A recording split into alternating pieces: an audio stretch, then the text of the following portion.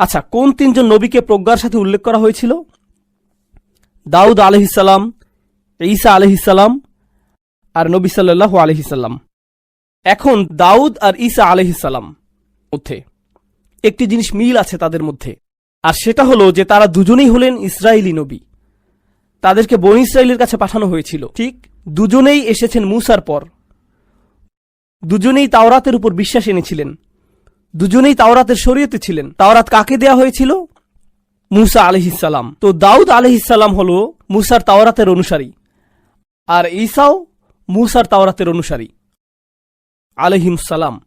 কিন্তু কোরআনের অনন্য দিকটি হল, যদিও দাউদকে হিকমার সাথে সম্পৃক্ত করা হয়েছে, ঈসাকেও হিকমার সাথে সম্পৃক্ত করা হয়েছে, তাওরাতকে কিন্তু কখনো হিকমতের পাশে উল্লেখ করা হয়নি। মূসা আলাইহিসসালামের ওহীকে হিকমতের সাথে বসানো হয়নি। ব্যাপারটা কিন্তু বেশ অদ্ভুত। সেই নবীর অনুসারীদের সাথে হিকমাকে সম্পর্ক করা হচ্ছে, কিন্তু খোদ তাওরাতকেই কোরআনে সরাসরি হিকমতের সাথে মেলানো হয়নি। আমরা সামনে আগাতে আগাতে সেটার পেছনের কারণটি বের করার চেষ্টা করব। কৌতূহলোদ্দীপক প্রশ্ন এটা। হিকমা নিয়ে বিস্তারিত আলোচনাতে গিয়ে এই প্রশ্নের আমরা উত্তর খুঁজব। এখন আমরা শুরু করব, ঠিক আছে? প্রথম যে জিনিসটি আপনাদের জানাতে চাই তা হল, আল্লাহ বলছেন তিনি সমস্ত নবীদের হিকমা দিয়েছেন। তিনি মূলত বলেন, ওয়াইদ আখাযাল্লাহু মিসাকান নাবিয়্যিন লামা আতাইতুকুম মিন কিতাব ওয়া হিকমাতিন। আল্লাহ সমস্ত নবীর শপথ গ্রহণ করলেন যে যখনই আমি তোমাদের কোনো কিতাব বা হিকমা দেব, তো তিনি সমস্ত নবীদের জন্য প্রজ্ঞা উল্লেখ করলেন। আচ্ছা, এটা এক নাম্বার।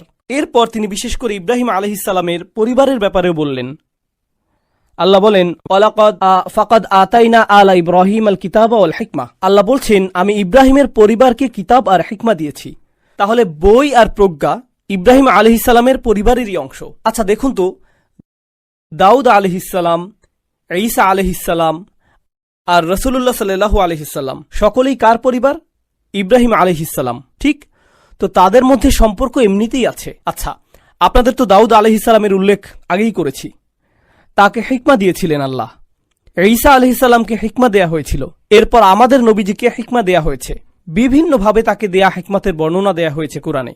কিন্তু কোরআনে দুটো দৃষ্টান্ত আছে যেখানে হিকমা এমন মানুষকে দেয়া হয়েছে যারা নবী নন। এখানে বেশ মজার ব্যাপার আছে। হিকমা দেয়া হয়েছে নবী নয় এমন মানুষকে।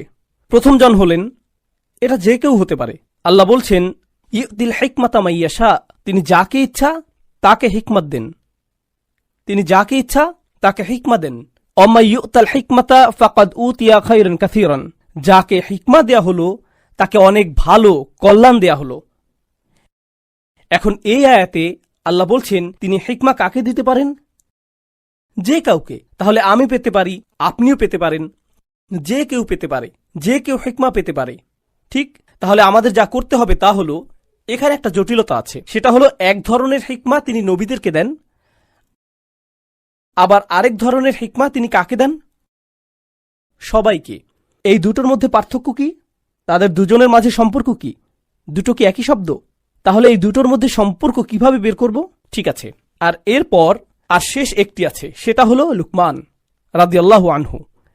সূরা লুকমানে খুব জনপ্রিয় একজনের উল্লেখ করা হয়েছে। তার নাম হলো লুকমান। ইসলামের আগে তিনি খুব জনপ্রিয় ছিলেন। অনেকে বলে তিনি আরবও নন।